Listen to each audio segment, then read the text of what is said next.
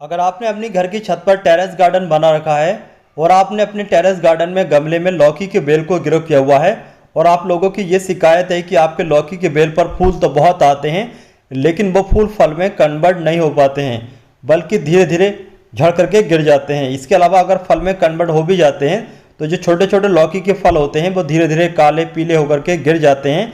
इसके अलावा लौकियाँ नहीं आ पाती हैं। इसके अलावा 1G 2G 3G कटिंग लौकी की बेल पर कैसे करना चाहिए, लौकी की बेल पर जो फल हैं उनको कैसे रोका जाए, कौन सा फर्टिलाइजर इस्तेमाल किया जाए जिससे कि लौकियाँ ज़्यादा आएँ, तो अगर आपके भी यही सवाल है तो आज की इस वीडियो को आप शुरू से लास्ट तक जरूर देखें, क्योंकि आज की इस वीडियो में हम आपको A to Z लौकी के पौधे के बारे में जानकारी देंगे। इसके अलावा अगर आप हमारी ये वीडियो फेसबुक पर देख रहे हैं तो हमारे पेज को लाइक, अगर यूट्यूब पर देख रहे हैं तो हमसे जुड़ने के लिए हमारे चैनल को सब्सक्राइब जरूर कर लें। लौकी की बेल को टेरेस गार्डन में गमले में ग्रो करने से पहले यहाँ पर एक बात का यह जानना ज़रूरी है कि गमले का साइज कितना होना चाहिए। इसके अलावा लौकी को ग्रो करने का जो सही मौसम है वो कौन सा होता है, क्योंकि सही मौसम में अगर आप लौकी की बेल को ग्रो करेंगे तभी आपके लौकी की बेल पर फल आएंगे और आपकी लौकी की बेल भी अच्छे तरीके से चल पाएगी। तो सबसे पहले हम बात करेंगे लौकी की बेल को कब ग्रो करना चाहिए। तो लौकी की बेल को साल में 2 बार ग्रो किया जाता है, गर्मी के मौसम में और बरसात के मौसम में। अगर आप गर्मी की फसल ग्रो करना चाहते हैं तो इसके लिए लास्ट फरवरी से लेकर के लास्ट अप्रैल तक लौकी की पौध तैयार करने के बाद उस पौध को बड़े गमले में या फिर ज़मीन में लगाया जाता है। इसके अलावा अगर आप रैनी सीजन वाली फसल ग्रो कर रहे हैं तो रैनी सीजन की जो फसल है वो जुलाई से लेकर के लास्ट अगस्त तक ग्रो कर सकते हैं। जो रैनी सीजन वाली फसल होती है उसमें आपको पौध तैयार करने की ज़रूरत नहीं होती है, बल्कि डायरेक्ट बीज को मिट्टी में लगाना होता है। जो सर्दी वाली यानी कि जो लास्ट फरवरी से लेकर के लास्ट अप्रैल तक की जो फसल है वो पूरी गर्मी आपको फल देगी। इसके अलावा जो रैनी सीजन वाली फसल है वो आपको लास्ट दिसंबर तक फल देगी। इस तरीके से आप पूरे साल लौकियाँ प्राप्त कर सकते हैं। लौकी उगाने से पहले यहाँ पर एक बात का ये जानना ज़रूरी है, जैसे कि अगर आपने गर्मी वाली फसल को ग्रो किया हुआ था और गर्मी वाली फसल आपकी ख़त्म हो गई है, फ्रूटिंग आने के बाद बेल सूख चुकी है, अब उन्हीं बीजों को आप रैनी सीजन में ग्रो न करें, क्योंकि दोनों मौसम की फसल के बीज अलग अलग होते हैं। रैनी सीजन वाले अलग और गर्मी वाले अलग, तो इस बात का खास तौर से ध्यान रखें। लौकी की बेल को टेरेस गार्डन में गमले में ग्रो करने के लिए यहाँ पर हमने गमले की जगह एक छोटा ड्रम लिया हुआ है। इस ड्रम में हमने मिट्टी तैयार करने के बाद मिट्टी को भर लिया है। लौकी उगाने के लिए जो आपको मिट्टी तैयार करनी है वो मिट्टी थोड़ा सॉफ्ट होना चाहिए। ज़्यादा हार्ड मिट्टी में आपको लौकी गमले में नहीं ग्रो करनी होगी। अगर आप ज़्यादा हार्ड मिट्टी गमले में भरने के बाद लौकी को ग्रो करेंगे तो आपके लौकी की जो बेल की हाइट है वो बहुत ही कम होगी और आपकी लौकी की बेल पर कम लौकियाँ लगेंगी। लौकी को ग्रो करने के लिए जो सही मिट्टी है वो आप इस तरीके से तैयार करेंगे। 30% रिवर सैंड यानी कि नदी की रेत, 30% गोबर की खाद जो अच्छी तरीके से गली सड़ी हो, या फिर इसकी जगह वर्मी कंपोस्ट का भी इस्तेमाल कर सकते हैं। बाकी आप अपने गार्डन की मिट्टी 40%, तीनों को अच्छे तरीके से मिक्स करने के बाद किसी भी गमले में भर लीजिए। अब बारी आती है लौकी के बीज को लगाने की। तो आपको लौकी के बीज को डायरेक्ट मिट्टी में नहीं लगाना है, बल्कि कम से कम 12 घंटे पानी में लौकी के बीज को भिगो के रखने के बाद लौकी के बीज को मिट्टी में लगाना चाहिए। इससे लौकी के बीज की ग्रोथ जल्दी स्टार्ट होती है। लौकी के बीज को 12 घंटे पानी में भिगो के रखने के बाद अब बारी आती है लौकी के बीज को लगाने की। तो सबसे ज़्यादा ज़रूरी है कि आप लौकी के बीज को किस तरीके से लगा रहे हैं, क्योंकि कभी कभी ऐसा होता है कि कुछ लोग उल्टे सीधे लौकी के बीज को लगा देते हैं और बाद में लौकी के बीज नहीं ग्रो हो पाते। तो जैसे कि मेरे हाथ में ये बीज देख रहे हैं, इसका जो नुकीला हिस्सा है इसको हम इस तरीके से नीचे रखेंगे और अच्छी तरीके से फिंगर की मदद से इसको लगभग 1 से 1.5 इंच मिट्टी के अंदर लगा देंगे।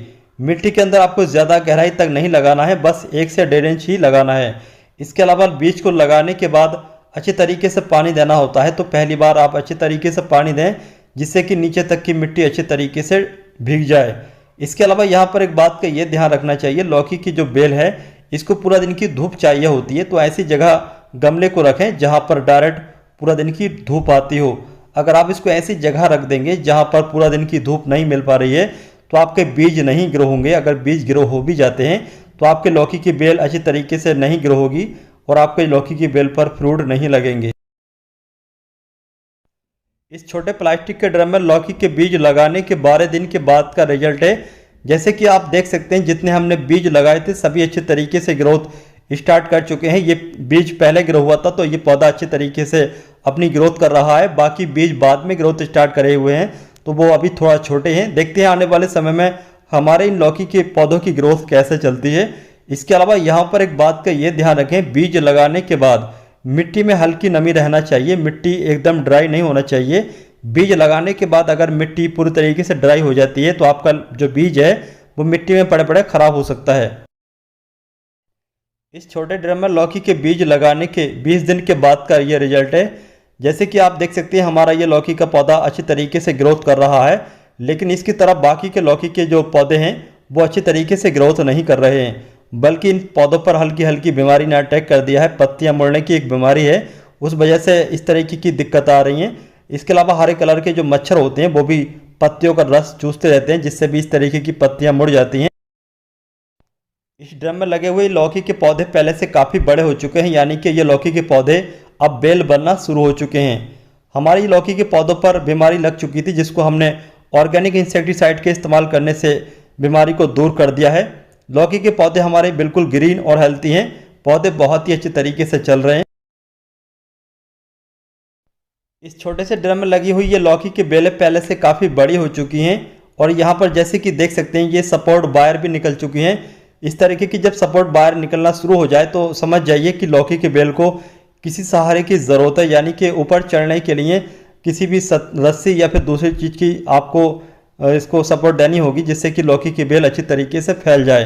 रेनी सीजन की जो लौकी की बेल होती है इसको आपको बाय नेट के ऊपर ज़रूर फैलाना चाहिए, या फिर कोई भी छप्पर टाट वगैरह पर चढ़ाना चाहिए, नीचे नहीं फैलाना चाहिए। जो गर्मी की जो लौकी की बेल होती है आप चाहें तो उसको नीचे फैलने के लिए जगह दे सकते हैं, लेकिन रेनी सीजन की जो लौकी की बेल होती है उसको आपको नीचे कभी भी नहीं फैलने देना है, बल्कि कोई भी टाट या फिर बाय नेट का सहारा लेके उसको ऊपर चढ़ाएं। तो चलिए अब हम यहाँ पर इस बेल को ऊपर चढ़ाने के लिए सुतली को बांध लेते हैं और उस सुतली के सहारे इस बेल को ऊपर चढ़ने देंगे। जैसे कि आप देख सकते हैं हमारी लौकी की जो बेल है इस पर लगभग 8 से 9 पत्तियां निकल चुकी हैं। तो इस तरीके से अगर आपके लौकी के बेल पर 5 से लेकर के 10 पत्तियां आ जाएं तो ये सही समय होता है आपके लौकी के बेल पर बंजी कटिंग करने का। बंजी कटिंग करने से क्या होता है कि लौकियां ज़्यादा आती हैं। इस लौकी की बेल को सपोर्ट देने के लिए बाय नेट तक पहुंचाने के लिए हम यहाँ पर सुतली का इस्तेमाल कर रहे हैं।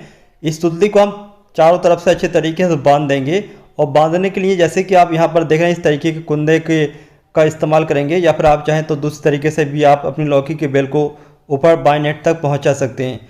तो हम यहाँ पर इस तरीके के जो इस छोटे ड्रम में कुंदे निकले हुए हैं, इस कुंदों में हम इस तरीके से इन लौकी के बेल को सपोर्ट देने के लिए सुतली को बांध रहे हैं। सुतली को इस तरीके से बांधने के बाद दूसरा हिस्सा हम ऊपर बाय नेट में बांध देंगे, जिससे कि हमारी लौकी की ये बेल ऊपर अच्छी तरीके से चढ़ती रहे।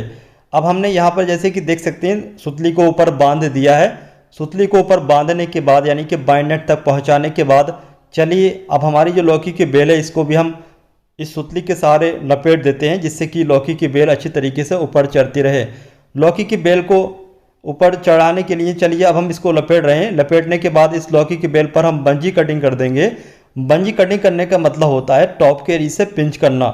टॉप के एरी से पिंच करने से क्या होता है कि साइड ब्रांचेस निकलना शुरू हो जाती हैं, जिससे ज़्यादा साइड ब्रांचेस निकलने के बाद उन पर ज़्यादा फल लगने के चांस होते हैं। तो चलिए टॉप के एरिया से इस लौकी की बेल को हम कट कर देते हैं।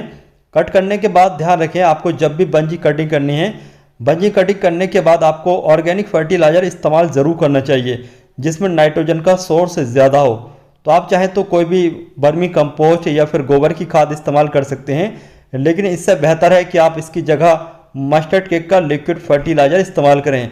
तो हम मस्टर्ड केक का लिक्विड फर्टिलाइज़र इस्तेमाल करेंगे इस पर बंजी कटिंग करने के बाद। तो जैसे कि आपने देखा हमने बंजी कटिंग कर दी है। चलिए अब हम लौकी के बेल में मस्टर्ड केक का लिक्विड फर्टिलाइज़र इस्तेमाल कर लेते हैं। तो ये काफ़ी बड़ा ड्रम है, तो इसमें हम कम से कम 2 लीटर मस्टर्ड केक का लिक्विड फर्टिलाइज़र इस्तेमाल कर रहे हैं। मस्टर्ड केक का लिक्विड फर्टिलाइज़र क्या होता है इसके बारे में मेरे हिसाब से आप लोग सभी जानते होंगे। अगर नहीं जानते हैं तो आप हमें कमेंट बॉक्स में कमेंट करके बता सकते हैं। बंजी 2G 3G कटिंग करने के बाद हमारा ये लौकी की बेल पहले से काफ़ी बड़ी हो चुकी हैं।